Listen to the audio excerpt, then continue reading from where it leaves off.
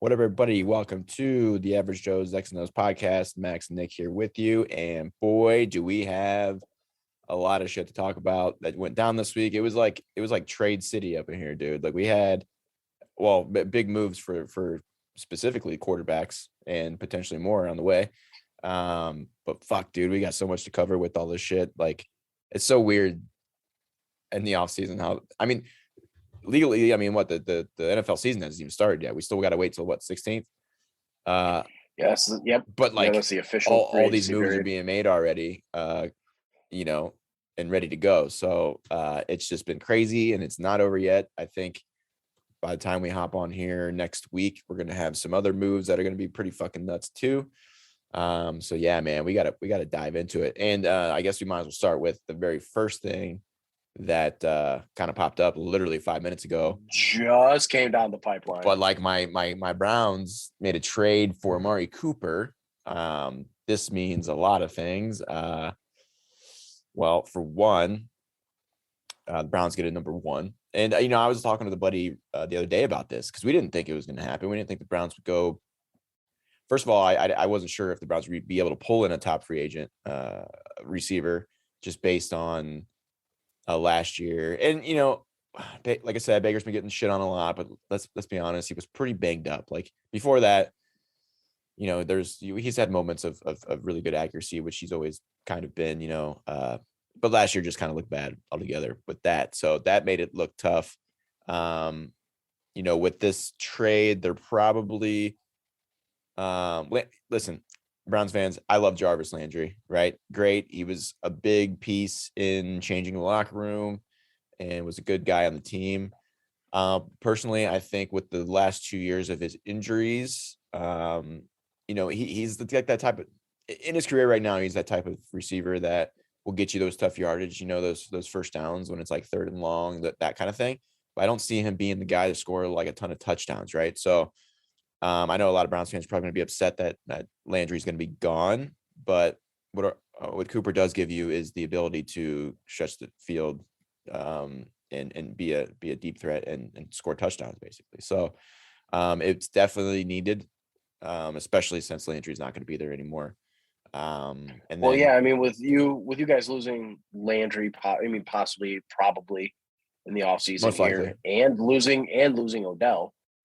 You need a number one wideout, right? Yeah, like Schwartz is really young. He's only going into year 2. He's a speedster anyway. He's still developing. And then Peoples-Jones has potential still. He's still a young guy.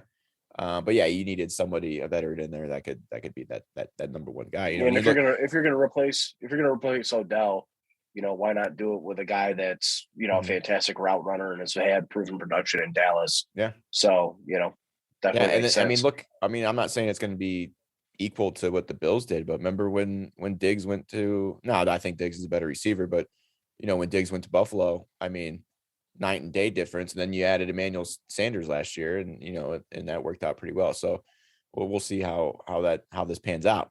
And the biggest reason, the compensation for the Browns, it was a fifth and a sixth, and Dallas sent back Amari in a sixth. So you're swapping 6-round picks, yep, plus sending Dallas a fifth. And the reason you're able to do that deal with that pick compensation is due to the salary that Amari has, right? Yeah. So he's getting paid over the next, I believe, 3 years. He's a $20 million a year guy. Yeah.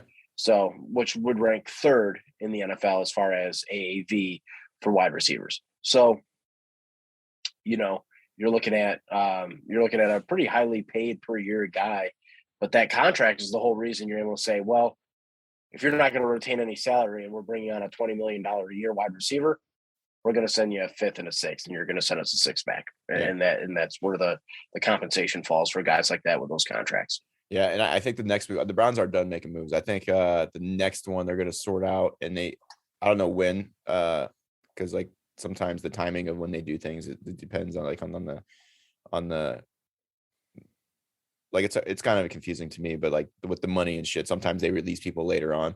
But Amari or Austin Hooper, I think, will not be with this team.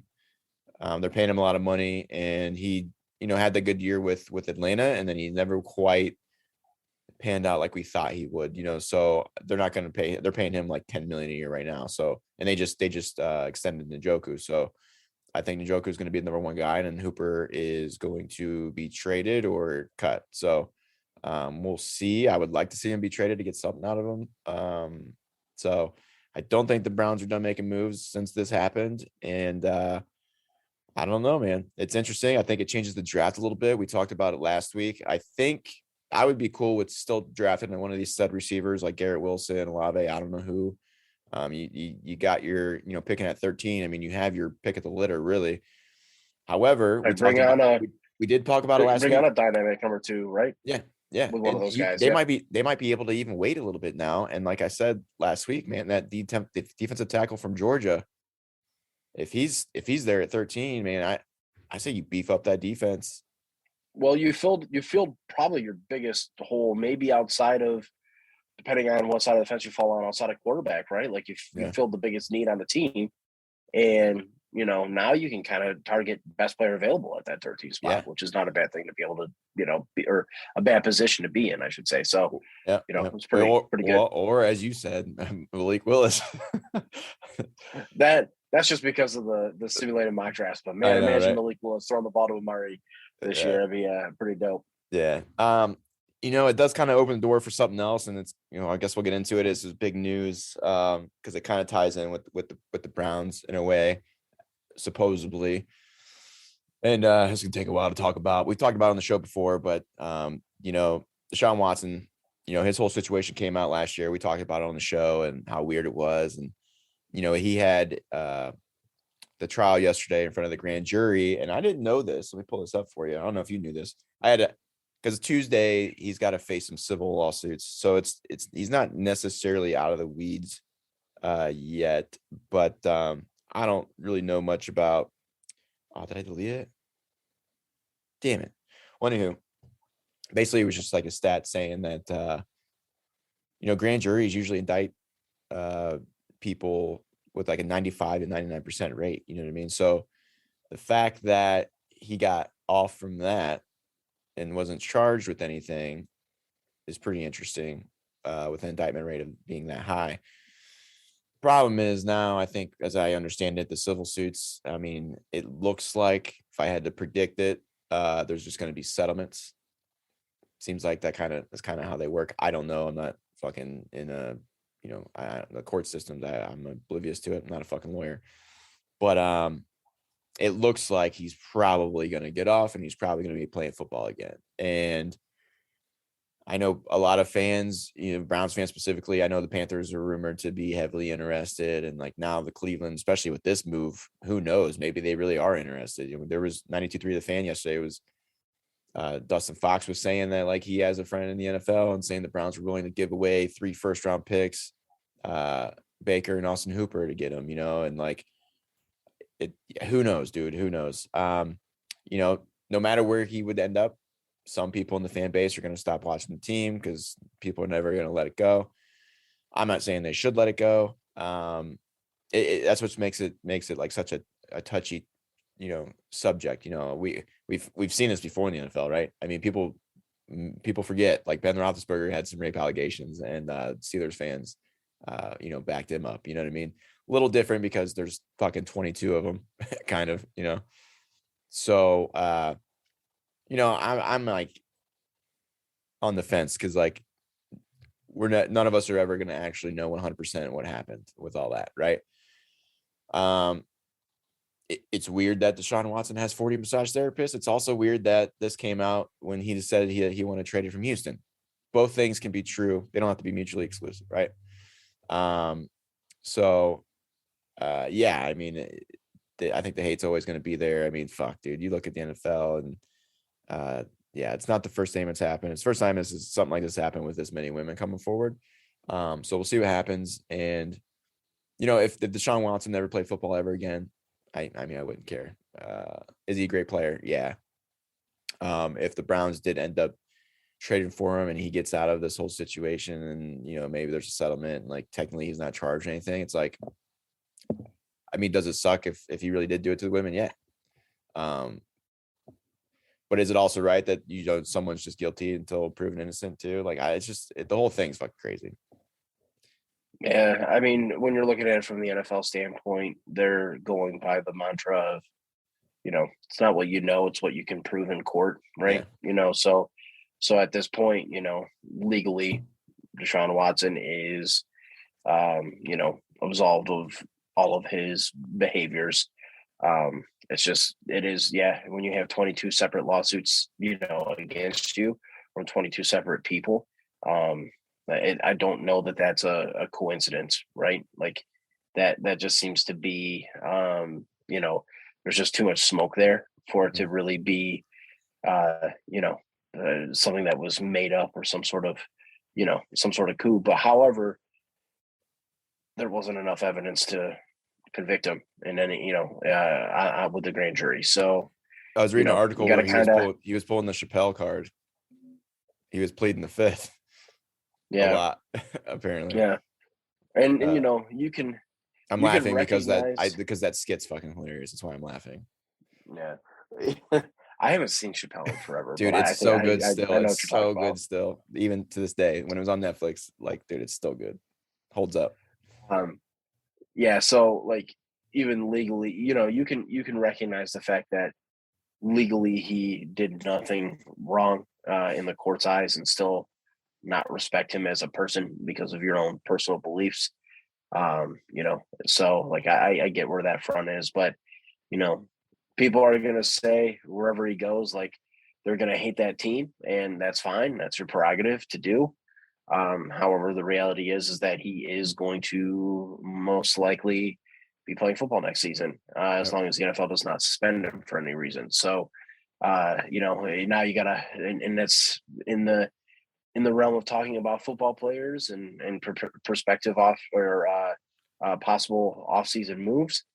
Well, Deshaun Watson will more than likely be traded here in the next few days. It would be my guess. I mean, he got $10 million last year and didn't even play. So whatever settlement comes, he's going to be able to pay it off. You know what I mean? Right. We're not really arguing if it's right or wrong. We're just saying like that's just the situation that we're in. You know what I mean? Like it's probably going to happen. Yep. I mean, the reality. I mean, look at the history. Right, the reality is, where'd that high five come from? Do you see that? I scratched my head and Zoom saw that I had raised my hand and it said, "You are raising your hand." Like, what the fuck? No, I'm not. I'm scratching my head, bro. All right. Anyway. The reality is that, Watson's still going to be employed by the NFL. Yeah. So, regardless of your opinion on the whole matter. Look, not everybody in the NFL is a saint either. We've known this, right? I mean, Ray Lewis supposedly had some dude killed or, murdered and was one of the best linebackers in the league. I mean, what else? I already mentioned Roethlisberger. I mean, we had fucking OJ. Oh, yeah, fucking shit. OJ. I mean, that happened after his career, but supposedly I read somebody posted today that even Jim Brown had a sexual assault allegation back in the day. I mean, how many storylines do we have of NFL players beating the shit out of women? I mean, and getting suspended 6 games. I mean, dude, I think, people kind of in sports just overlook some certain things, they get a little bit of special treatment. So it's not the first time. It's probably not going to be the last. It's just how it's been in the sports, it's a business, they want the best players on the field no matter what. And again, whether that's right or wrong. Yeah, and it's justifiable to them because legally he's not a criminal. Yeah. So teams are going to justify it and say, well, in the eyes of the court of law and our justice system, there's nothing to go off of here. So we are going to trade for him because he's a good football player and we're going to play him at quarterback. Yeah. And, right now, I think the leaders in the clubhouse are the Carolina Panthers. But then again, Deshaun Watson really has the last say in it because he's got that no trade clause. Yeah. So, regardless of your own personal beliefs, unfortunately, the NFL, the machine that is the NFL, just keeps on moving along. And we'll probably see Deshaun Watson playing football in a different uniform this upcoming season. And like I said, everything I'm seeing, is it's pointing to Carolina. But the Seahawks, I think, are in firm contention. And as much as the Browns in this move make it viable, I think, trading for Cooper, they could say, well, we're going to go ahead and make that move for Deshaun Watson. It's just very rare to see high caliber quarterbacks traded within the same conference. So like you guys are, I don't know that they're going to trade them to another AFC team. Right. If I'm Seattle or if I'm the Texans, I'm going to say, I don't want to have to potentially have to play this guy, multiple times a year. So I'm going to trade him to the NFC. So, I mean, that's why I think the dots are connected to NFC teams more so now, but never say never. Right. Yeah. That makes sense. I didn't really think about that. But yeah, I mean, it just also depends on who's going to give up more, I guess, too. So keep an eye on that this week. Tuesday, I think, is the civil lawsuit action. So after Tuesday, I would expect, mid to late next week, we're probably going to see that movement of Deshaun Watson, I would imagine. So we'll keep an eye on that. I'd say the biggest news in trades, well, actually, before we get to that, since we're talking about like punishments and stuff like that, let me just bring up Calvin Ridley really quick because we kind of talked about it briefly. So, if you live under a rock, Calvin Ridley has been suspended for this upcoming year. He was supposed to be like a top free agent, or no, he was speculated to be traded. Really, Yes. Has he panned out with the Falcons? I mean, you can tell he could be a good player still. I mean, he's still young. But he got suspended for a year for gambling on some games. Now, supposedly, when he was injured and not even with the team, he gambled like up to $1,500, did some parlays. He never bet against the Falcons or anything like that. And like, let me tell you, somebody who's been betting like this year since it's been legal, it's pretty fucking hard to win, especially on parlays. This is what's crazy, and I've seen it a lot of that's like, this is the biggest, and I tweeted it out, but everybody's been kind of like using the same analogy, like the NFL, how you can like beat your wife or kick a girl in the fucking head and be suspended like 4 or 6 games, like, which has happened all the time, or you smoke some weed and you're suspended for fucking a season or 8 games, 9 games. 16, right? It's pretty games, right? all over the place. Now, I'm not going to argue that players shouldn't, I'm not saying players should be able to bet, on sports. I understand where where it could get messy with that. I do think a year suspension for Calvin Ridley is pretty fucking ridiculous, and they want to make an example of him. But if you want to talk about like having direct impact on NFL games, which we've seen this year all the time, I mean, some of the referees control these games. And a lot of the calls are absurd this year. And like, there's no repercussions for the referees at all. And it is kind of hard to every advertisement now is DraftKings, FanDuel. I mean, even the NFL is advertising it. You know what I mean? So like, it's just kind of a weird situation that they're trying, I think, to stop before it gets too crazy. So I understand. But I do think a year is way too fucking long for him to be suspended. So that very reason you mentioned, because you're seeing DraftKings, you're seeing FanDuel, you're seeing all these sports books advertising, on pretty much with the NFL signing off on, legalized gambling and sports betting. That's the sole reason why that suspension is what it is. The second you bring in, the unfortunate reality is that a domestic violence, a player committing domestic violence, a player, DUI,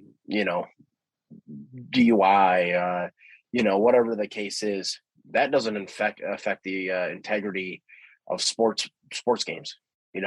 That doesn't plant the seed of doubt in the consumer's mind, me, you, whoever else is watching the game going, oh, I wonder if they're shaving points here. You know what I mean? Like, that doesn't put that idea in the consumer's mind. And once that happens and it spreads like wildfire, that's where the downfall of a sports league could happen, because you've got people betting on, these games. And if the fix is in, what's the point, right? Like, what's the point of even watching if we get the perception that games are fixed or players are trying to fix games? So that's why they crack down on Ridley. That's the example. This is why you don't bet on games. This is why you get a year. You get a year not because what you did is illegal, but what you did could compromise the entire league and the product that we put on the field, because the perception is reality for the consumer. So, that's the reason they did it. And any other thing that could possibly happen, like I said, domestic violence, any sort of assault charge, any sort of DUI charge, outside of criminally being convicted and getting put away for life, like that doesn't affect the integrity of the game. People can still watch the product knowing, well, this guy might be a fucking chump, but I know that nobody's shaving points in this game. You know what I mean? So, and on the referee point, imagine the referees absolutely affect the game with calls. Imagine players are doing this now. Guaranteed the players, all it takes is I dropped that ball, or I didn't try very hard for this first down. You know what I mean? Like, all it takes is for the player to really fuck up. Imagine the quality of the game if the players were in on shaving points. Referees are bad. Now imagine mixing idiot referees with players that are shaving points. Like, it just creates a catastrophe for the league. So yes, I get the perception that gambling on sports games is not that big of a deal, especially in the context of what Calvin Ridley did. However, the league sees it as like the one domino that cannot fall, and they can't allow it, and that's why they're cracking down the way they mean business, and that shows it. It'd be really unfortunate if a player would be able to actually do something like that in terms of like purposely not catching a pass for the sake of fixing a game. Because I mean, we talk about how hard it is to make the NFL, right? So and like, some people get, if you're a higher draft pick, you probably get more chances than your average player. But like, getting the NFL is one thing, but staying there is a whole nother thing. And if you don't perform, like, you're not going to be on the team very long. Like, you don't have a job. So, it'd be fucking hard to, think that these competitive athletes would have the mindset of being like, hey, like, I'll fucking do this to. Yeah, I mean, but in the fourth quarter, yeah, you might go off for $150 and a tutty as a receiver. Well, in the fourth quarter, oh shit, I bet -3, and if we get in the field goal range here, yeah, oh man, I'm gonna fucking lose my bet. That I put $100,000 on. Yeah. So, third and 8. Oh shit, I dropped it. But you can't knock me for performance, because I went 10 for a 150 and a touchdown. Like, that's performance right there. Yeah. The one pass I dropped that helped me win my bet. That's what I'm talking about. Like, that's the shit. Right. You'd have to be that the NFL can't have. You'd have to be a pretty shitty person to fucking do that. And sure. Imagine having all of these gambling and sports books and all this endorsement money and all this shit, all this money coming into the NFL, from legalized gambling, and you've got players in on it, and like, the people that are gambling, the regular consumer goes, well, if the fix is in, why the fuck would I even gamble? And then that just deteriorates the foundation there of what the NFL is trying to do. So, like, I understand why they're doing it. Like, as shitty as it is, yeah, you can fucking be Josh Gordon, smoke weed, and fucking get suspended for, 3 seasons. And like, it's like, why the fuck is that fair, compared to what Calvin Ridley did? Or why is, Kareem Hunt allowed to drop kick somebody, and still be able to play in the NFL, while Calvin Ridley threw $3,000 on a game and said, all right, we're on a parlay that's probably not even going to be hit anyway. And, and he's suspended for a full year. But it's just the philosophy of the integrity of the game. And the NFL can't have it. That is the piece that they can't have, because once people think games are fixed, there's no point in tuning in anymore. I still think there's not the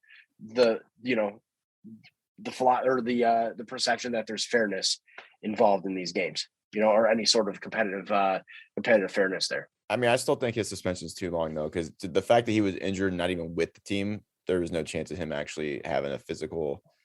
I mean, unless he was It's betting.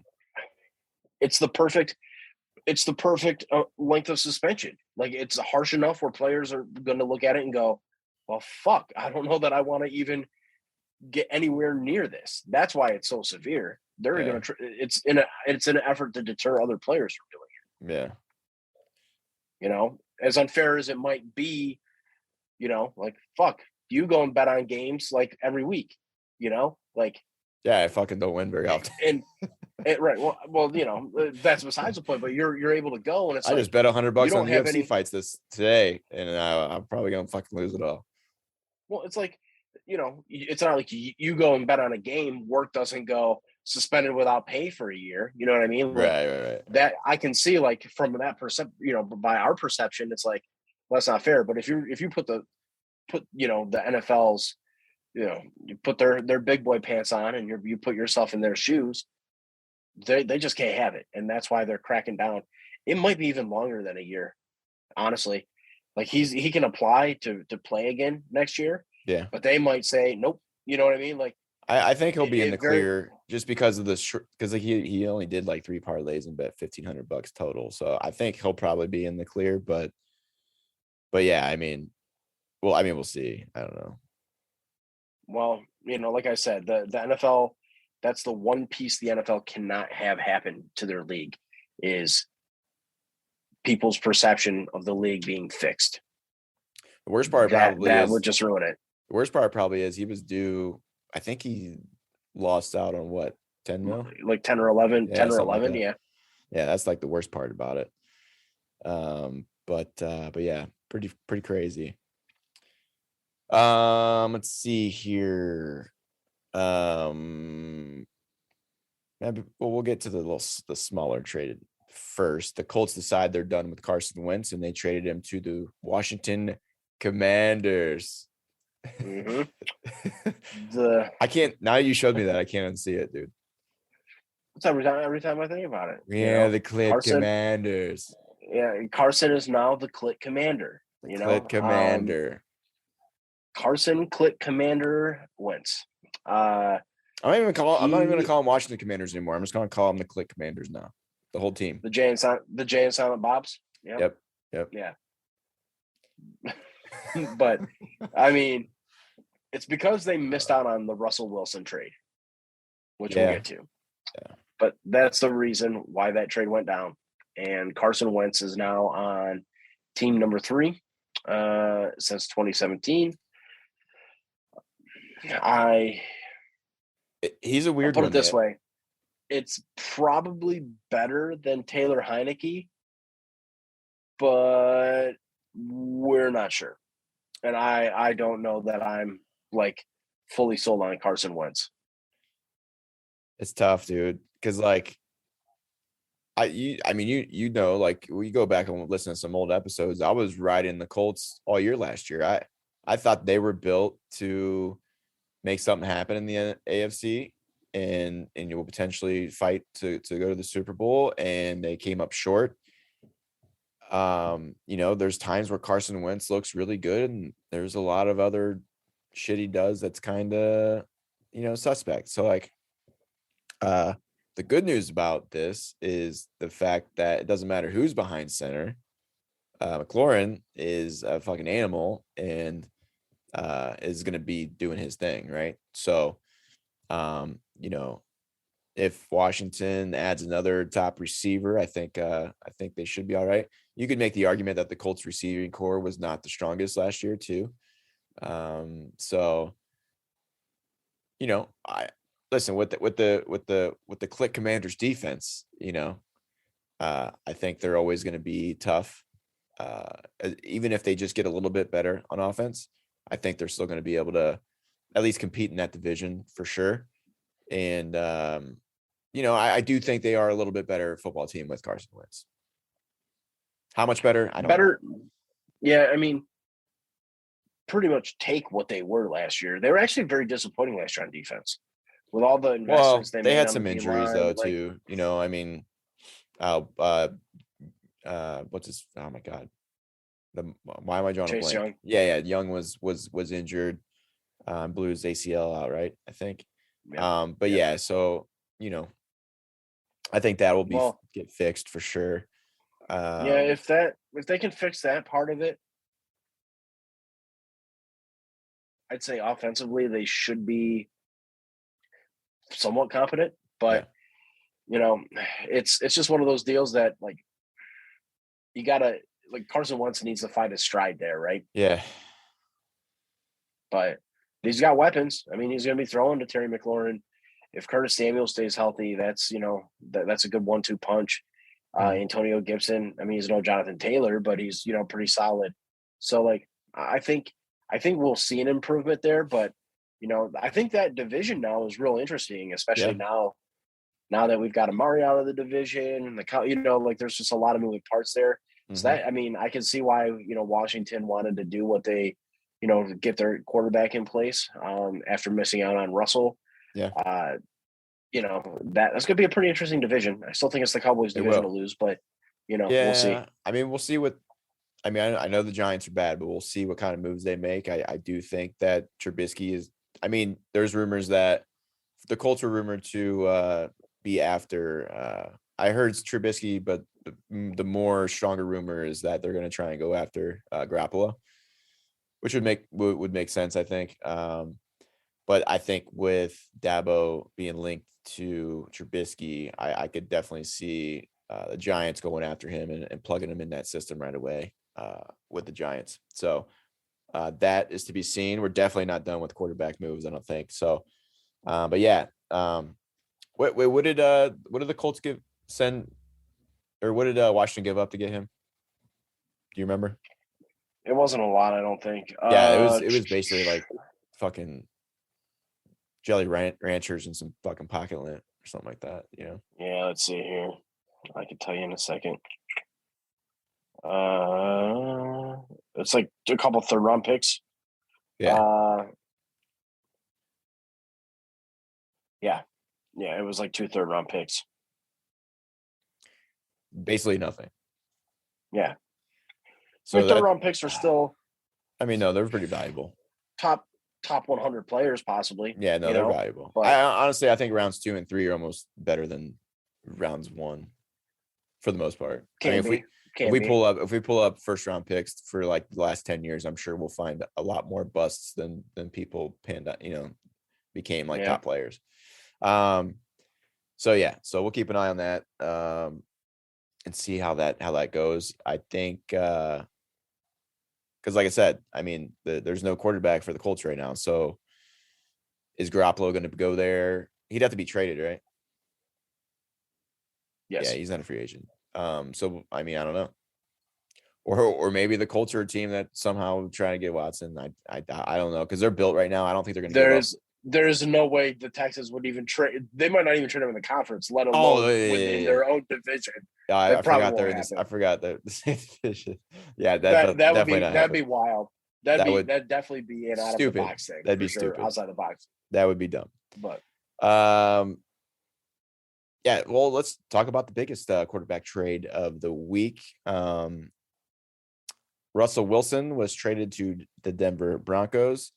This was the biggest trade, I think, just in generally speaking, since we can remember, even just not just this year. We speculated it. We talked about it on the pod. We didn't really know because we talked about Pete Carroll. I mean, Pete Carroll's not getting any younger, man. We thought maybe he was going to retire. Then maybe when he retired, Russell would want to be gone. And then, and personally, I actually think this trade was good for both, right? Denver gets a stable quarterback for the first time since bringing in Manning for those 2 years. So Denver sent Locke, Font, and Shelby Harris over, along with the 2022 and 23 first and second round picks and the 2022 fifth round pick. And Denver did get a fourth with that Wilson as well. I think it's good because the Seahawks got screwed. They made that trade for Jamal Adams, and it took all their draft picks. It really fucked them like shit. Because like that didn't automatically make them a top contender. So it was just weird to trade for a safety as good as he is like that, didn't really make sense. You could have got some more pieces with Russ, on that offensive line maybe, or, added another weapon, whatever. So they're getting some picks back for the next 2 years to help with the rebuild. And it's, Locke might be able to, he's definitely improved as a quarterback in the NFL. They're not, we've said that they're probably in contention to maybe get a guy like Watson or another quarterback. But if not, Locke might be able to hold it down until maybe they draft a guy. I don't know. So I think that, for rebuilding purposes, that it was probably a pretty good move. I don't know what else you were going to do to try and make back some of those picks you got with that Adams trade a couple years back. But if you're rebuilding and you're, Seattle, I think it was pretty good. And I think it was good for Denver because, you got some pieces there on offense, and now you got a competent quarterback that can handle the offense and potentially, get them back to the playoffs. I mean, that division's what? It's Denver. Yeah. So you got your Broncos, Raiders, Chargers, and Chiefs. I mean, that's a stacked quarterback fucking division, dude. It's an arms race in that division because we got to cover another trade that happened within that division here probably after this. But I mean, yeah, you're looking at. I mean, Denver's had some struggles really finding their answer at quarterback. Oh yeah. They had an opportunity in the 2018 draft. Went with Bradley Chubb, and the rest is history there. So by bringing in a guy that's multiple Super Bowl appearances, has a Super Bowl win, has been a top flight quarterback pretty much his entire career.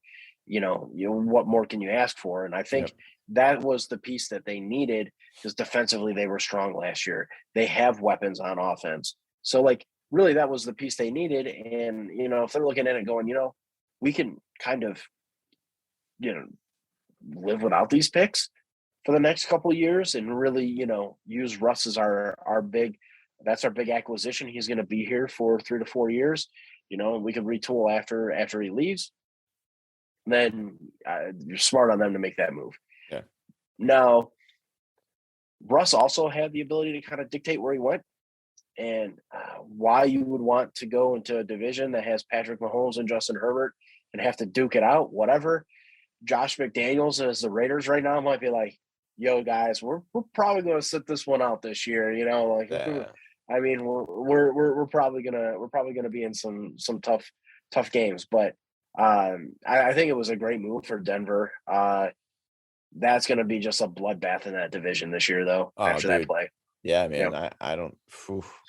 Yeah, dude, it's crazy how divisions can change so fast. And they're on Twitter anyway. They've been going back and forth, but there's rumors that maybe Denver might sign back Von Miller because I think Von Miller was only on that 1-year deal. I've seen him even post about it. Von's even post about it. I mean, he didn't even want to leave to begin with, so they might get him back, dude. Who knows? But speaking of defense in that division, you alluded to it. Another big trade that just happened after this a couple days ago was Khalil Mack traded from the Bears to the Chargers, and the Bears are going to get a 2023 second and a sixth. But the thing is, I don't know how much. I don't know if you had it. I don't know how much that the Bears are saving by trading Khalil Mack, but to the Chargers, it's a smart move for them because, first of all, even though he got injured last year, I mean, Khalil Mack, even though he's getting older, is still a pretty stud of a linebacker / rusher. Him and Bosa are going to be the guys.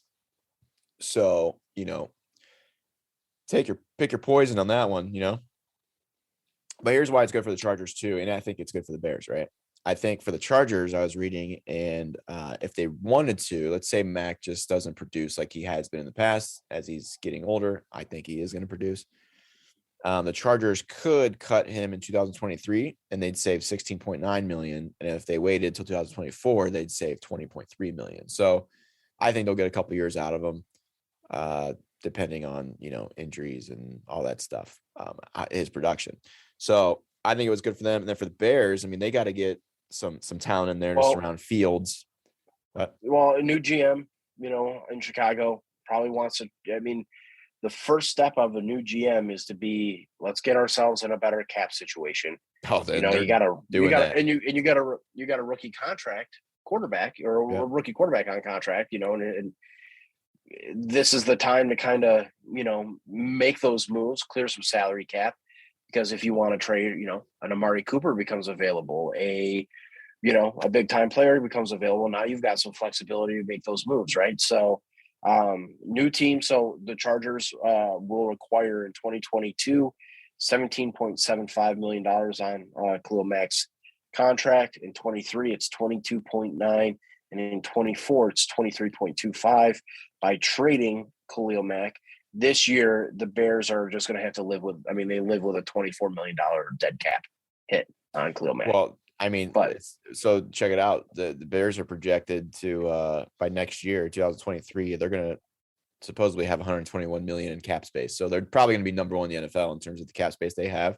So they're in a really good position to help add some pieces to help Justin Fields, and hopefully the coach that they got pans out and is able to really beef up that offense. So right now, I think, would you say just because of the way the league is, because the Bears are always known for being a defensive team, obviously probably not going to be the case. I say this year they focus on this offense, obviously beef up the offensive line and try and get some weapons in there to help Justin Fields out. But I think both teams win in this trade. It was a good trade, and I kind of suspected that was something that was going to have to happen for the Bears to get some pieces in there and start building that team. Yeah. But yeah, dude, fucking crazy, man. Crazy week of moves. I think that was everything that we got. I think we had some people signed back, right? Did we have any people retain? Oh, well, obviously didn't talk about Max Crosby just signed a big deal. Yeah, Max Crosby just signed a deal with the Raiders. Oh, okay. They come back. Yeah, so I mean that's a good move. He was excellent last year for the Raiders. Let me ask, good for him. Let me ask you this though. So one of my managers is the big Green Bay Packers fan, and before he was ready to get rid of Rodgers and rebuild, right? That's his thing. He was ready for it. He absolutely hates that they signed him to a max contract. How many years was it? 200 million. I know that. And they franchise tagged Devontae Adams. Unless Green Bay, listen, like this tells you that there's like, we need to win now. We have the team to do it. They were good last year, ended up, choking again and not making it to the Super Bowl. If they don't win the Super Bowl next year, I would say they're fucked because Adams, well, they could franchise tag him again, right? Probably.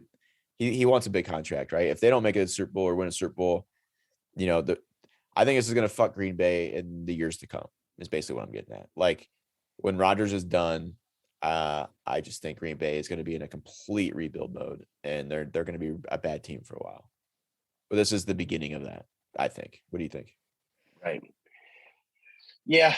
I mean, that contract definitely straps you from a cap standpoint.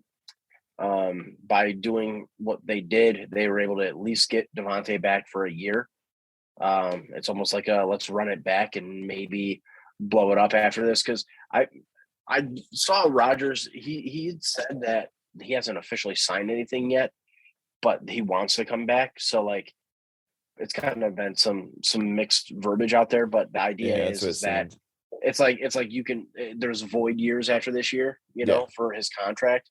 So, I think the idea is like if we can't make it work with Devontae and you want out, like we get it. Like we're not going to want to strap ourselves to a contract if we can't retain everybody. So, like I think it's like let's run it back for another year and see what we can do here. But I mean, they've got some things that they're going to need to do. Yeah. From a roster building standpoint to make themselves competitive. Yeah. They have. They had some issues on offense last year, especially in that game against San Fran. Defensively, they could use some help there too.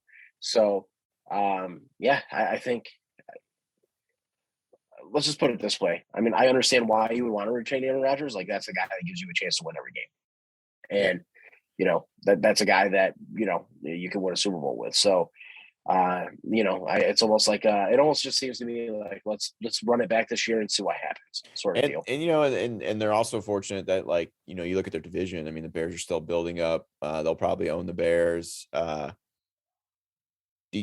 Detroit, on the other hand, I mean, they were scrappy last year. I expect Detroit to bounce back in year 2, and I think they're going to be a little bit better. They're probably, Minnesota is kind of wishy-washy. They started off hot, they win some games and they lost. Like, they still got, some pieces there, but I mean, collectively, Green Bay's the best team in the division still. So, their road to the playoffs is going to be a little bit easier still compared to some other teams in other divisions.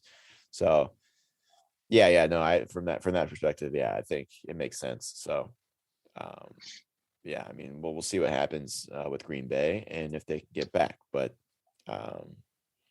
right now, regardless, I'm even looking at the NFC, like the AFC is just fucking stacked, dude, right now. Yep. It is loaded. So that's where most of that competitive teams are going to be this year, I think. Which outside of Aaron Rodgers, like your next 6 quarterbacks are probably the next 6 top quarterbacks are in the AFC. Yeah, dude. I don't. Has it been this lopsided before? I mean, I'm trying to think the last time it's been that lopsided. If we're talking quarterbacks, I mean, I don't know. You've got Russ, Pat Mahomes, Josh Allen, Lamar Jackson, Justin Herbert.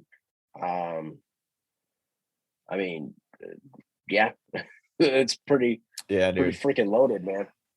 It's crazy, man. It's crazy. I don't know what to think. Do we, as we wrap up here, because the combine's finished, and we kind of talked about mock this draft season. It is mock draft season is definitely going to be in full swing, especially starting Monday. Once like the fallout from there's not even a point in doing them right now because you're gonna have to change so much. Like McShay had he wrote one and then the trade happened. He had to go back and changed it again. And like, yep. So that's what mocks are for. But we'll really dive into it once we get a better idea of some of where these free agents are. We can actually start doing our own, which will be nice. Yeah.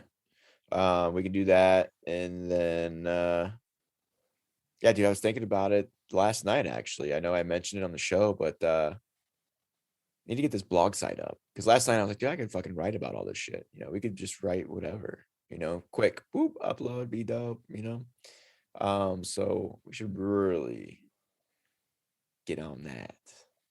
So yeah, that's what I need to work on next, getting this blog site up. I make magic with these things and with words. So yeah. Speaking of being the click commander, you know what I mean? No, I'm just saying I writing's writing's fun. I enjoy doing a little writing here and there.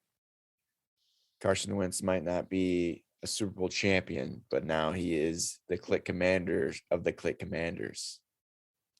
So it's never gonna get old, dude. Like it's never gonna get old. No, and I hate it now. Like I hate they're gonna have to change their name.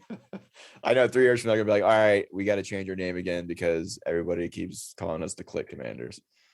Yes. Oh fuck! Somebody draw a logo of a Click Commander and put that on their fucking helmets. It's just like a dude yelling at a clip. Just Jay's face. That's all I would do. Oh yeah. Jay from Jay and Silent Bob's face on there. Oh fuck! That is hilarious. Well, I think that's all we got for today, man. Crazy week. Plenty more moves to be discussed next week for sure. Crazy what a week we'll do. So we could record next. I think I'm off Tuesday, Wednesday, but I think we'll just keep it Saturday, just based on what's going to happen this week coming up. That way, everything can get out of the way, and we will be able to talk about it all. So, but until then, you can follow us on Twitter and the TikTok at AJXO Pod. Personally, you can find me at on Twitter at Justin_Maxim. Y'all can follow me at BillsFan53, and it's B1 LLSFan53. So definitely give us a follow. Yeah. And yeah, as soon as we get this, I get this blog site up and going and posting, and we will definitely be sharing that. And I think that'll be fun. So, but yeah, that's all we got for today. Until then, next week, y'all be sweet.